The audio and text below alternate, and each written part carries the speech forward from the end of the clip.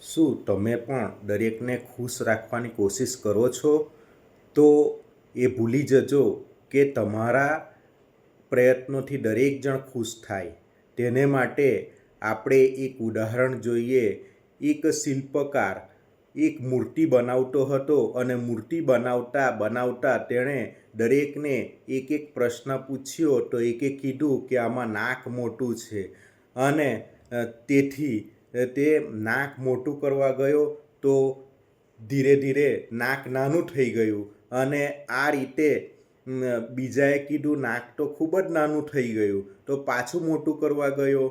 એકે કીધું આમાં આંખ મોટી છે, એક કે આમાં આંખ નાની છે. આ રીતે એણે દરેકને ખુશ કરવા માટે પ્રયત્ન કર્યો અને એકે કીધું કે આમાં તો મુખ મોટું છે, એકે કીધું કે આમાં મુખ નાનું છે અને આ રીતે એણે ચિત્ર બનાવ્યું અને એકદમ વિચિત્ર એવું ચિત્ર બની ગયું. અને આમ આપણે પણ દરેકને ખુશ કરવા માટે ઘણા બધા પ્રયત્નો કરીએ છીએ, પણ દુનિયાના કોઈ પણ એવું વ્યક્તિ નથી જે 100% વ્યક્તિને ખુશ કરી શકે.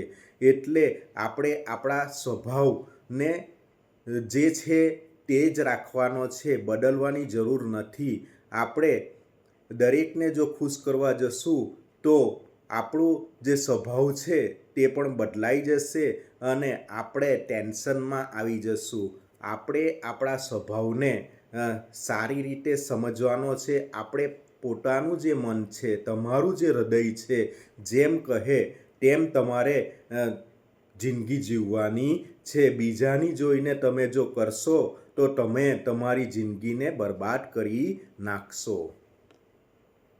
મિત્રો, આપણે પ્રાર્થના કરીએ છીએ, ગુરુ બ્રહ્મા ગુરુ વિષ્ણુ ગુરુ દેવો મહેશ્વરા ગુરુ સાક્ષાત પરબ્રહ્મા તસ્મૈ શ્રી ગુરુવે નમઃ. એટલે કે આપણે પ્રાર્થના કરીએ છીએ તો ઈશ્વરને આપણે માંગતા નથી, પરંતુ આપણે ઈશ્વરની સાથે સીધો સંવાદ કરીએ છીએ.